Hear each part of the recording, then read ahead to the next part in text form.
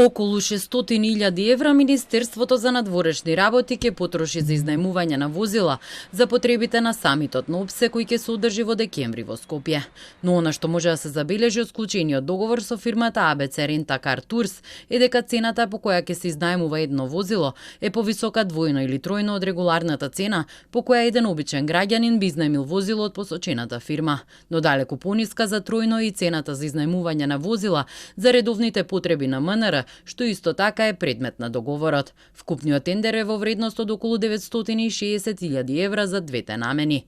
За потребите на самитот на ОПСЕ е предвидено да се изнајмат минимум 35 випатнички возила на 7 до 8 дена. Цената за изнајмување на еден ден ќе го чини Министерството околу 550 евра. За илустрација за истиот тип на возило во истиот тендер со истата фирма, но дополнително и со возач за Скопје, за изнајмување на возилата за редовните потреби на МНР ќе бидат издвоени далеку помалку пари или околу 180 евра на ден за автомобил. Цените се различни за обичните корисници. Ако се погледне ценовникот на ABC објавен на нивната веб страна, може да се види дека најскапото возило кое го поседува фирмата е Audi A4 и за негово изнајмување од 7 до 13 дена дневно би чинело еден граѓанин 296 евра. МНР за ова возило на дневно ниво ќе плаќа поречиси двојно повеќе. За разликите во цените од фирмата не упатија во МНР.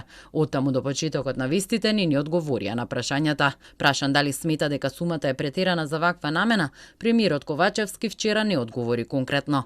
Со оглед на тоа дека има недостаток на такви возила, за потребниот период Министерството за надворешни работи имаше отворено постапка, која што постапка според тоа што тие ја спровели, бидејќи владата не спроведува постапки за јавни набавки, ја имаат направено согласно законите и во рамките на тој лимит ќе биде искористено за изнајмување, не за набавка, на возила за делегациите кои што ќе доаѓаат.